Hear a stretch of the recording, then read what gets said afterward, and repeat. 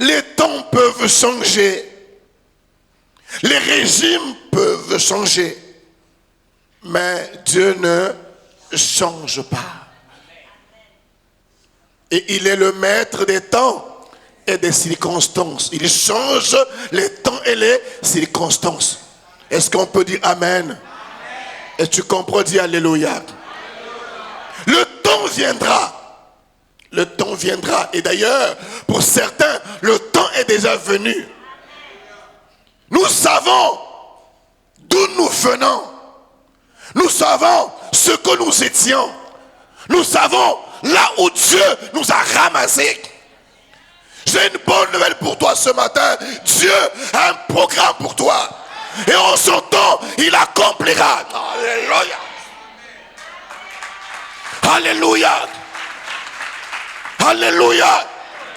Quelle aberration, quelle honte de voir des chrétiens misérables, minables, avec des postures de vaincus.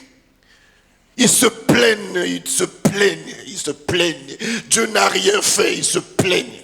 Oh, si tu pouvais savoir d'où il t'a pris, qu'est-ce qu'il a fait déjà, à quel niveau tu es, et là où il veut t'amener, ta démarche va changer, ta posture va changer, ton langage va changer.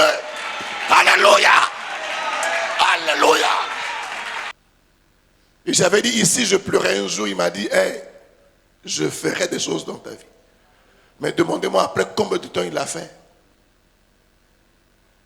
Quand il m'a dit ça le matin, j'ai dit, Alléluia. Parce que je manquais à manger.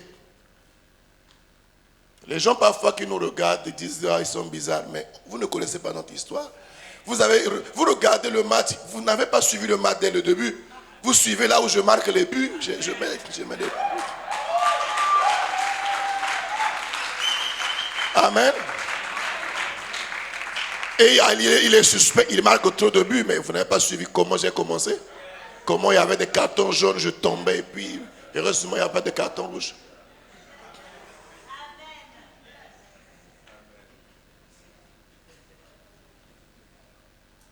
Le matin, quand je me suis réveillé, j'ai manqué 100 francs, mais 25 même. Mais il m'a parlé la nuit, il a dit, oh, je ferai avec toi. J'ai entendu sa voix, j'ai dit, ah, il a parlé, ça y est, le matin, je suis sûr que ça change. Le matin, ça n'a pas changé. 1 an, ça n'a pas changé. 2 ans, 5 ans, 6 ans, 7 ans, ça n'a pas changé. J'ai dit, est-ce que c'est lui qui a parlé? Il a parlé. Est-ce que c'est lui qui t'a parlé? Tu es avec moi? Oui.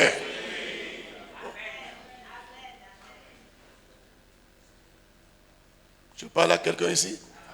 Quand tu vas quitter ici, il faut que ta mentalité change. Et puis, qu'est-ce que je faisais?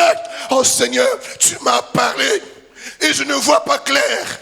Je vais aller en prière. J'étais un grand jeûneur. J'ai jeûné. Hein? Oh Mao. Oh, je jeûnais. Je devenais comme un...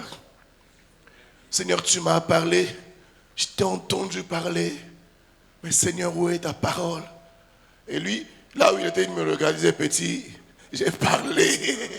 Attends. Il te dit, mon fils, ma fille, il a déjà parlé dans ta vie. Attends. Dis à ton frère, attends. Parce que la mentalité que nous avons aujourd'hui, nous sommes au temps de tout est rapide. Tu arrives chez Marc, tu arrives,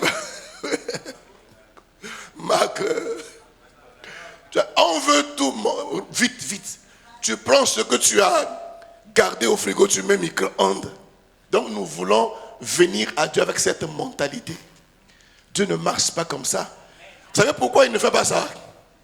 Parce que entre le temps, dis Alléluia, entre le temps où il te parle et le temps de l'accomplissement, il faut qu'il te travaille. Il faut qu'il te travaille. Dis Seigneur, tu me travailles. Oh, tout le monde ne dit pas ça, dit travaille. Oh, même si tu ne dis pas ça, il va te travailler. C'est pourquoi nous chantons, il va me prendre. Après, il fait quoi? Me positionner? Non, non, non. Il va Mais arranger, c'est compliqué. Dis avec moi, Seigneur, arrange-moi. Certains n'ont pas dit ça. Dis arrange-moi. Dans cet arrangement, si je peux parler ainsi, il y a la douleur.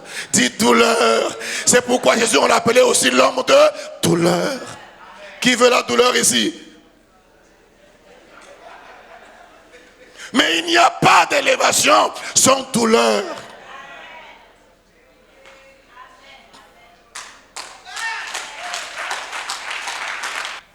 Tu es à quelle étape?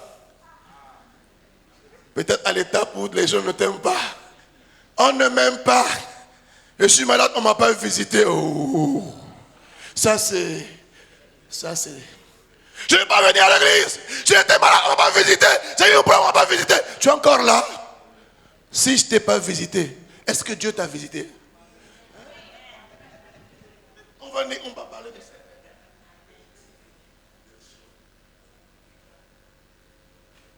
Tu es dans quelle étape? Soyez calme. Restez. N'accusez pas les gens, ne divisez pas. Soyez là. Ne regardez pas aux gens, regardez à Christ. Si Joseph avait regardé aux gens, Joseph, c'est ça qui nous coule. Si vous voulez, on peut dire ça, je pense. C'est ça qui nous désorganise. On ne vient, on se plaint, on murmure. Tu n'es pas venu chercher à l'église un homme. Tu es venu chercher le Seigneur, le Dieu de Joseph. Même en Égypte, il sera avec toi.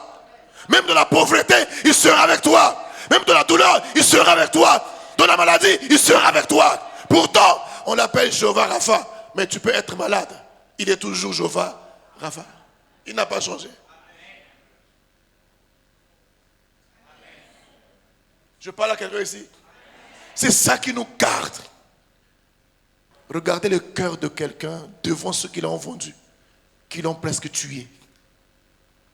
Est-ce que nous sommes prêts à avoir ce cœur?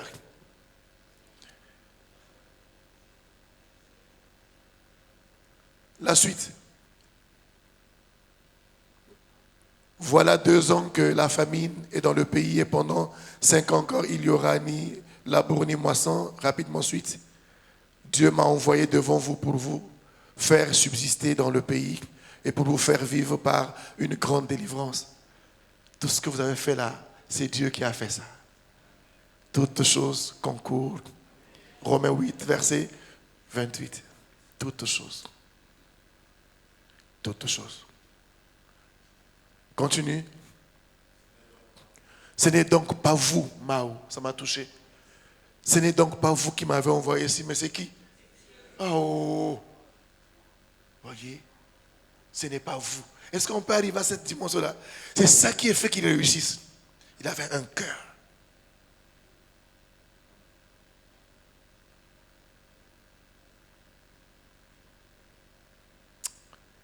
Ce n'est donc pas vous qui m'avez envoyé ici, mais c'est vous. Vous m'avez haï. Mais Dieu, il m'a établi père de Pharaon, Mao, maître de sa maison et gouverneur de tout l'Égypte. On va clôturer, c'est tout. C'est Dieu. C'est pourquoi, s'il vous plaît, même quand ton frère te fait du mal, il faut voir ça dans une action de Dieu.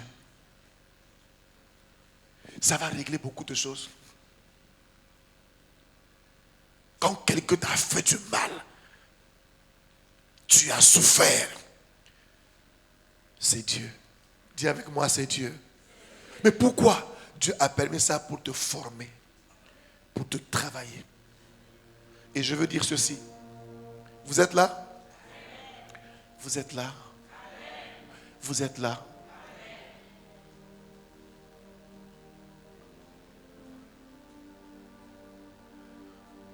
Joseph a dit merci à ses frères. Pourquoi?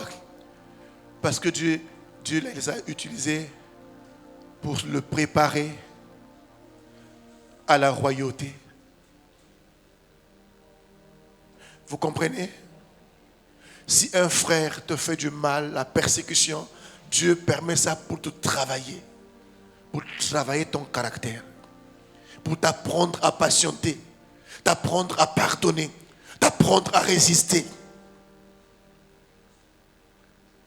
C'est pourquoi Dieu a permis dans l'église qu'il y ait en même temps la bonne sémence et l'ivraie. Il y a des frères, je le dis avec beaucoup d'audace et de conviction. Il y a des frères qui viendront dans l'église ici qui ne sont pas du Seigneur. Mais je ne parle pas de toi, ce n'est pas toi. Mais qui seront là. Ils viendront, ils vont bousculer l'église. Mais Dieu permet ça pour que, quand on est bousculé, nous cherchons beaucoup le Seigneur.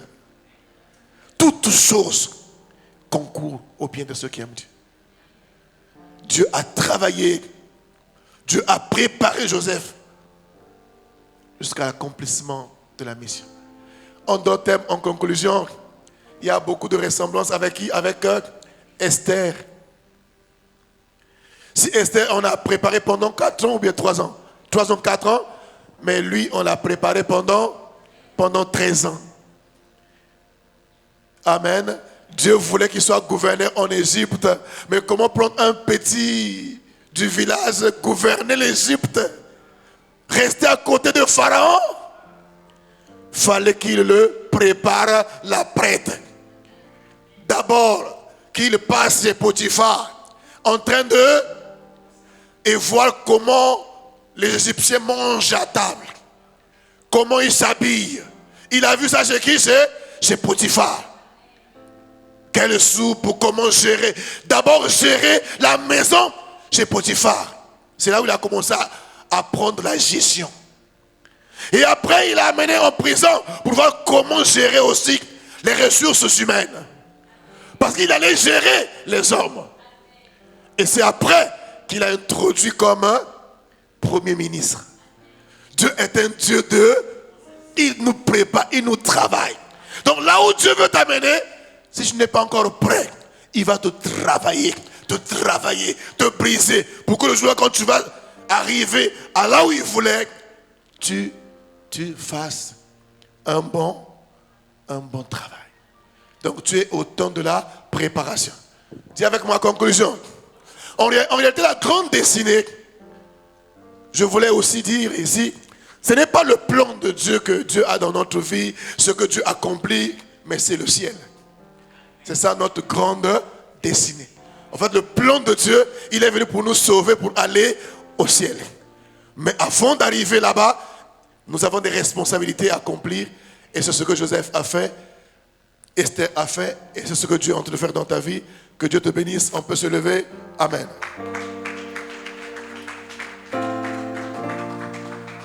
Oh, acclame le Seigneur, acclame bien le Seigneur. Il a reçu